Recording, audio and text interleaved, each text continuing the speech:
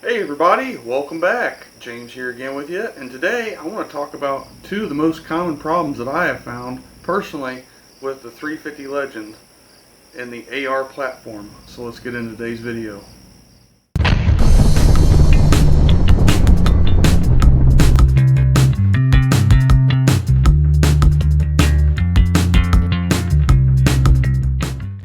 Well, everybody, thanks for tuning in for another video. Make sure to hit the like button and subscribe if you haven't already. I truly appreciate it. Now, in today's video, as I mentioned, I'm going to be talking about the two most common problems that I have personally found with the 350 Legend and the AR platform. Now, with that said, the first 350 Legend build that I've ever done was way back in December 2019.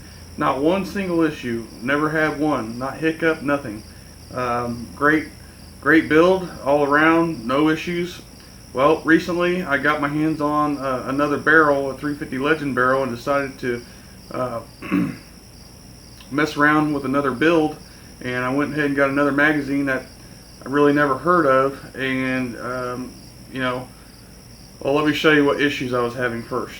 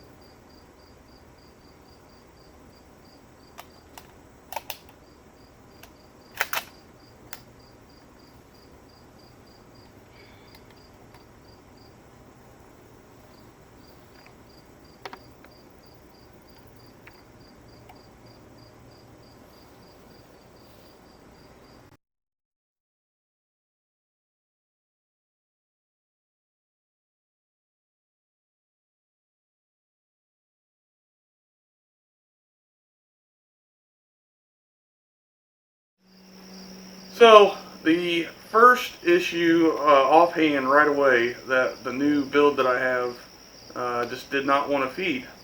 So I'll show you what it is real quick. Just your standard quad rail, Picatinny rail, hand guards, lower, and then with the carbine stock on it.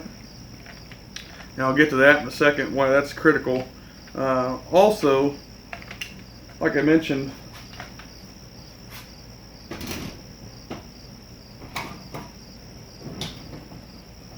magazine. Now the reason why I came across these problems because I put a barrel on that. Like I mentioned, I bought a barrel which was Bear Creek Arsenal. Great barrels from what I've heard, so I'm still in the testing process with it. But so far it's a great accurate barrel out of the box. But again, I've been running into issues, and I can't blame the barrel for it. But what I'm about to tell you is, make sure you get a good magazine, guys. I could definitely tell you this isn't CMMG, and that was the first magazine that I bought in the 350 Legend dedicated magazine. I'm not going to tell you what brand this was, but I will tell you this. Have you seen the problem I had? Basically what happened was the magazine was allowing the bullets to tilt as they were loading up into the chamber, and it was jamming the gun before even allowing me to shoot it. I mean, as I was loading it, the bullets would get jammed up and not allowed to go into the chamber because they would be tilting. So what I did was I ended up rebuilding this magazine. Now I could have contacted the manufacturer and caused a storm and had a refund and all that, but I didn't really care because I've already rebuilt these before, no biggie, and I already had some anti-tilt followers. So right here, guys, if you're having issues with your magazine, and the way to know that is if your gun is not even loading on the, the bullet's not even loading up into the chamber before you're even shooting, most likely an issue with the magazine. So I went ahead and dropped an anti-tilt follower on here, and this is for a 5.56, which really doesn't matter, but you can see this is the standard tilt follower, and it's nothing compared to the Magpul. You can see the Magpul one has more legs on it, longer legs, which doesn't allow it to tilt like that or like that, and it was just causing a huge headache for me because I couldn't even get the gun to shoot with the magazine. Kind of pointless to use a magazine if it doesn't even work, in my opinion. But again, get a good magazine. I highly recommend CMMG out of the box. I'm not going to tell you who this is, but again, it's fixed. No worries, got that problem fixed. Okay, so another issue that I found that makes my 350 Legend, this build particular, run smooth. So as you heard me mention earlier, this is a carbine stock.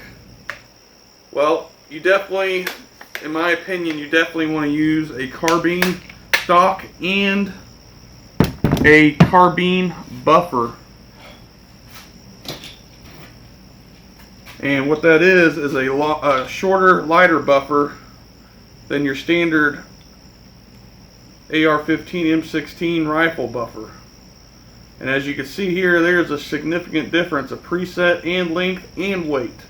This weighs, I think, 3 ounces, and this weighs over 5 ounces, so a 2-ounce difference. And this was the one that you need right here, the carbine buffer, in my opinion. The gun will run solid, run smooth. With this, you're creating more pressure onto the spring, which that sits down into the stock. The bolt comes back and does its thing to reload. But you're already presetting it even longer, guys. Like I said, about 1.5 inches and 2 ounces more. So you're adding a lot extra weight and pressure and cycle issues, because this is where your cycling comes in. So I went ahead, put the carbine buffer in. Not one issue. This thing ran flawless at 100 yards. Again, I was testing the barrel. Not one issue. Shot a couple rounds. No problem, guys. And like I said, this is the same exact way my previous build was. Again, no issues, no flaws whatsoever. But that's about it. Like I said, carbine buffer, because it is a carbine linked gas system. And, not to mention, the 350 Legend itself, is a lot more surface area contacting your chamber than the standard 5.56 223, because it's not a bottleneck cartridge. It's a straight wall cartridge, and all that wall of the cartridge itself is touching your chamber. So when that firing pin goes off and hits the primer, you're causing a big explosion in there in that shell casing, and it's expanding to the chamber walls, and it's creating a lot of friction in there, and hopefully it blows back. Again, if you're having this on there or in there, you're adding a lot more preset to where it's going to have more pressure to cycle it functionally and work well. Okay guys, just a recap before I let you go. Again, if you like the video, make sure you hit the like button and subscribe if you haven't already. So I talked about the main issues, in my opinion, what are for the 350 Legend and the AR platform. Either get a really good magazine, like I said, CMMG makes great magazines. I've had them, they work awesome, and 350 Legend specifically. Or if you have a magazine and it's getting finicky, like the one I had where I couldn't even get, lead down range. It was that bad before even, getting a bullet in the chamber itself. That's how bad it was. It was kind of frustrating.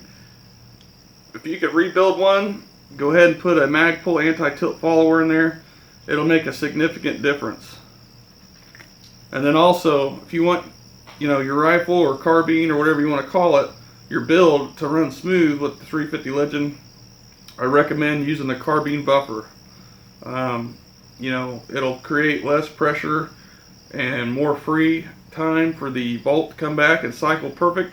Instead of adding preset and more weight, it's not going to cycle, in my opinion, the best. Especially with all that friction with the case itself touching the walls of the chamber. So that's it, guys, for today's video. I hope you enjoy it and I hope you get something out of it. And if you're looking to get in a 350 Legend build, I highly recommend it. It's a great build once you get it tuned out. And if it works out of the box, that's awesome too. But like I said, my first build